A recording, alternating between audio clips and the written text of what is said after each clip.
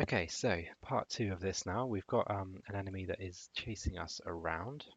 Let's show you that real quick. So if you haven't got this part working, where it is coming after us in this T-pose, then you just go back to the previous one. But that is working in the area that he's restricted to. So now we need to give it some animations so that it's got like an idle animation. When it starts moving after us, it will have a running animation, and then when it stops chasing us again, it'll go back to idle. This is going to be a little bit more complicated. Took some working out to get it to work. So let's hope that we can get through this. So if we go to our blueprint, we've got this working, which will kind of just moves the character towards us, which is great. It has nothing to do with animations though. So what we need to do is if I go back to the viewport, select my mesh, you'll notice that you can change the mesh here. That's great. And above it, we've got these things here. We've got animation mode and animation class. The mode is default to animation blueprint, which is what we need to create. You can also use this use animation asset, which just uses a basic animation. So, I could plug in my zombie idle animation, which is there, which I imported earlier on, compile that, um, and it will just play that animation. Well, it hasn't even played that. That's odd. Let's not worry too much. But we're not going to use that anyway. It's going to come back to use animation blueprint. But often if you've just got an animation asset, um, you can just plug that in and it will just loop one animation over and over again. Uh, you know, so that might be useful in some instances. Maybe something environmental, you might have an animation on like a prop in the environment that just loops.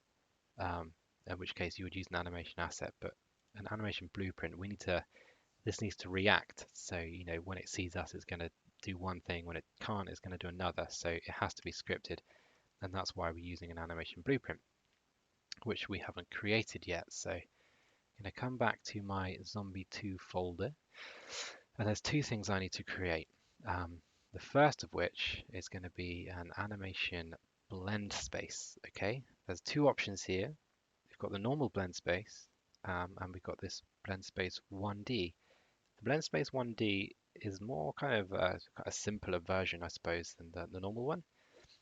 Doesn't give us so many options. But again, we're kind of starting out, we're just doing our first animation here. So the 1D will give us everything we need. So I'm going to go for the 1D.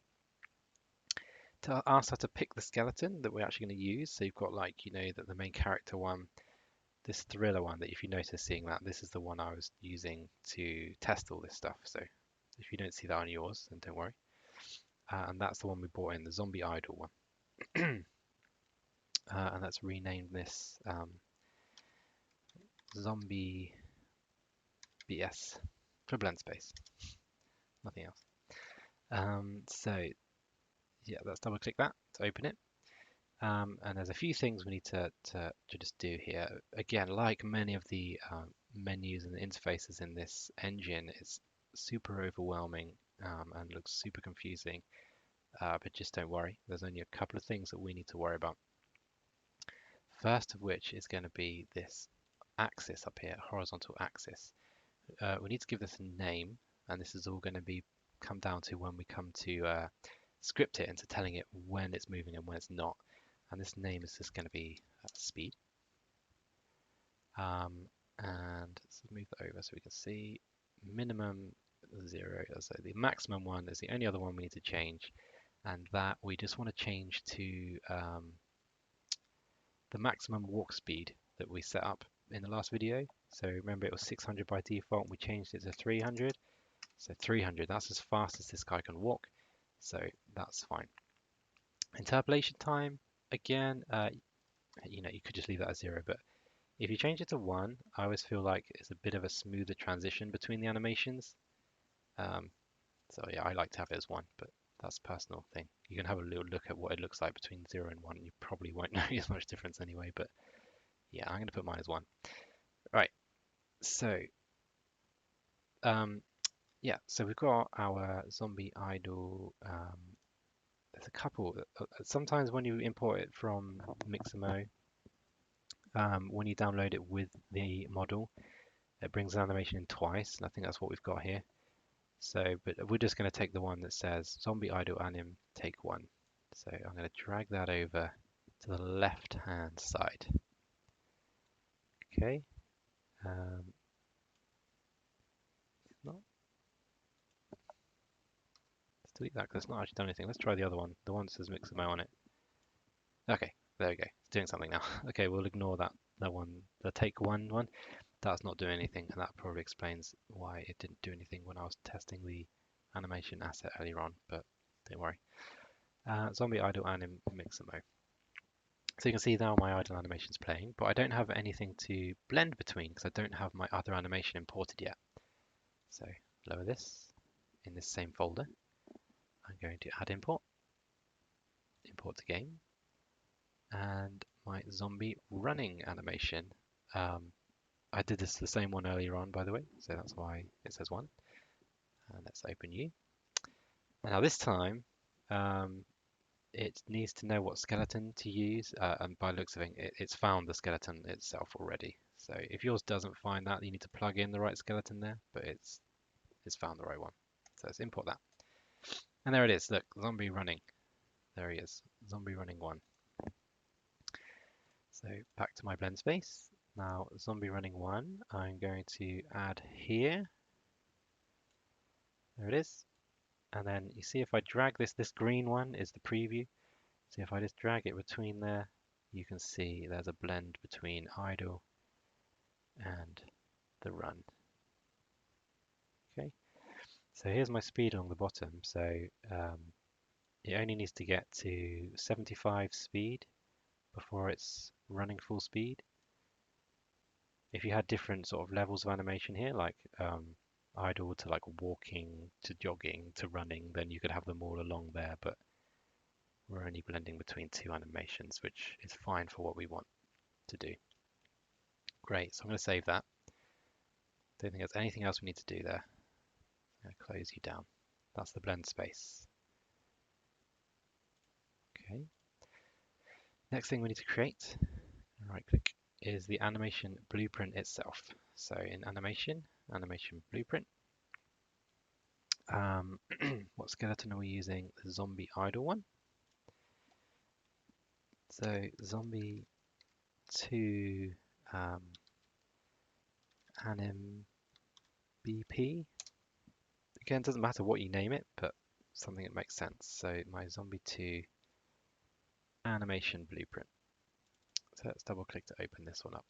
And again, we've got another, super complicated interesting looking interface. There should be too much that we need to add here. If I can remember how to do it. So, right, so over here, we can see our zombie BS, which is our blend space that we created earlier. So we're going to use that. But first of all, we need to right click here and add something called a state machine. Add new state machine. And this is just something that's going to calculate these animations, and then it's going to plug into the final output. Okay, so now let's go into the state machine itself. So from the entry point, we need to add another state, which is going to be idle / run. Okay, and this is where, if this was the main character, for example, and you needed the character to jump and things like that, you would also have, transitioning between walking, running, jumping, climbing things, all sorts of things within this, but we're doing it super simple. So we've just got idle run. Okay, it's the only thing we need. So I'm going to go into this now, and this is where I can plug in my zombie blend space and hook it up. Let's compile that for now. And you can see a preview of that idle there. Okay. Okay, so if you're following this along, do make sure you just pause, do things one thing at a time, and then come back in. This is something that you probably would need to do a few times before you really get to grips with it. I'm still getting to grips with it really myself. So that's fine. So we can come along up here to go back to where we were before. So back to the previous level, idle run, and then back again to the main animation graph. We're going to come over to this event graph now. So we just need the code to tell it, how this is going to work. But to make this easy on ourselves, this code already exists somewhere else within our game, on our main character. So I'm actually going to minimize this. I'm going to come over to first person folder and animations and see how there's already a first person anim BP. Okay, that's what the template already gave us, this first person animation blueprint. So I'm going to open this one and you'll see this event graph. Okay, already created. So we've got that bit in our one. So the rest we can just select all of it, Control C to copy it, come back to our zombie one and paste it in. Move over there. All right, how's that hooked up? Goes to is valid. Boosh. All right, that we don't need. Great. So we've just stolen all of that code to tell us how this is going to work. And a lot of this is to do with, like you see that is in there, it's to do with the jumping element of the main character, which we're not actually going to use, but whatever, we'll leave it there. And we've got this one is moving, which we're going to use partially. Okay, so that's that. Now, if we try to compile this now, though, you'll notice that there's two errors. It's because we've got these variables here. This boolean is in air, and this boolean here is moving. Right, now we don't have them, they don't exist in our variables over here. So I need to recreate them. So I'm going to add variable, and we call that is in air, and another one called is moving, and try to compile again. Still doesn't like it. Okay, weirdly, if you look here, what it's looking for is this guy called B, isn't it? Apparently it has a B in front of it. So let's just add a B in front of them to make it happy, and compile, we got a tick. Okay, so that's fine, but this won't work yet. This won't work yet. So if I play, see, it's still doing nothing. It'll still just run after me in T-pose. So what we need to do now is, if you look in our state machine, in our idle run, where we plugged in our blend space, we have this speed option here. Now this speed is another variable, it's a float this time, but again it doesn't exist, so I need to create it. So create a new variable, call it speed, and change the variable type to float so that it matches this one. Okay, and then I'm going to drag that in, get speed, and add that to there. So it's going to get whatever this speed variable is and use that for the speed of within the blend space. Remember that 0 to 300 thing. So that's great. We can compile that and we get a tick. Back to the event graph, we need to make sure that we can tell this how to calculate the speed. So in the main character, it is calculating the speed. Well, it's got this as a boolean. If it's moving, do this. If it's not moving, do that. Well, we've not got that. We've got a float value between 0 and 300. So I'm going to need to drag my speed in here and set speed. And then that wants to bypass those.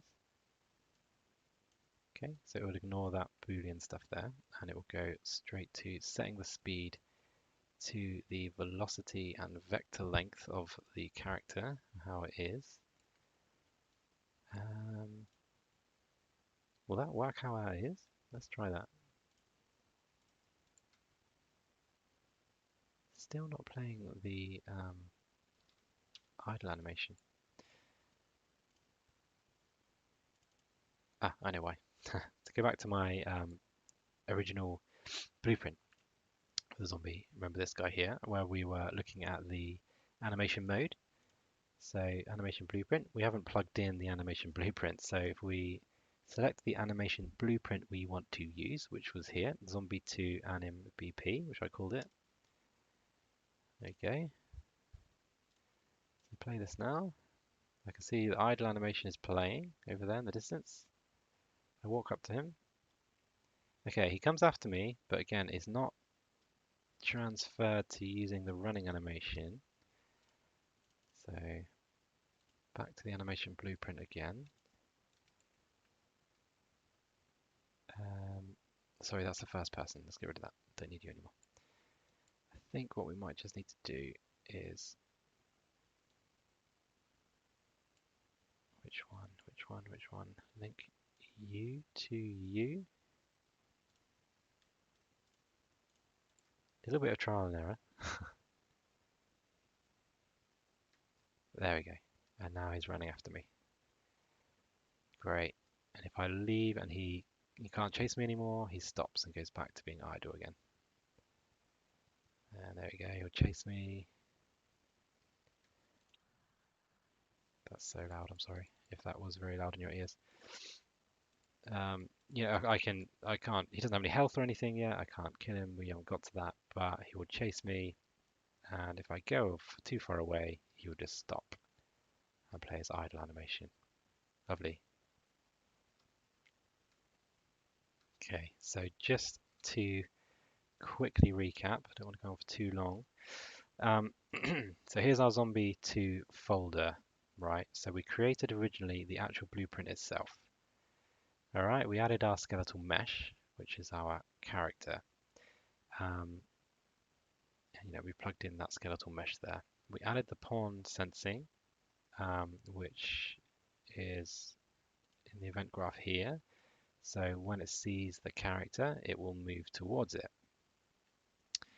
Let's close those down. Then what we did is we made this zombie blend space where we have this blend between the idle and the running animations. Okay, we gave that value was called speed, and we gave it a maximum of 300. Then we created the animation blueprint for the zombie.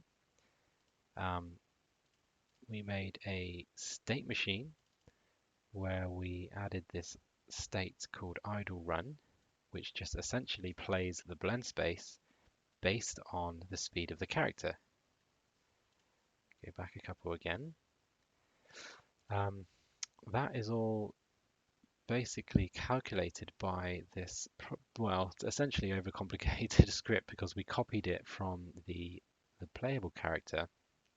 But the main things we need, so we've got this, it gets the velocity and the vector length of the character itself, and with that it calculates the current speed of the movement of the character, okay, which is that variable there, and that variable is what's telling that blend space, which animations it should and shouldn't use. All right, so that when it starts chasing us, it's the speed of that character is increased, and therefore it starts using the other animation. So yeah, that is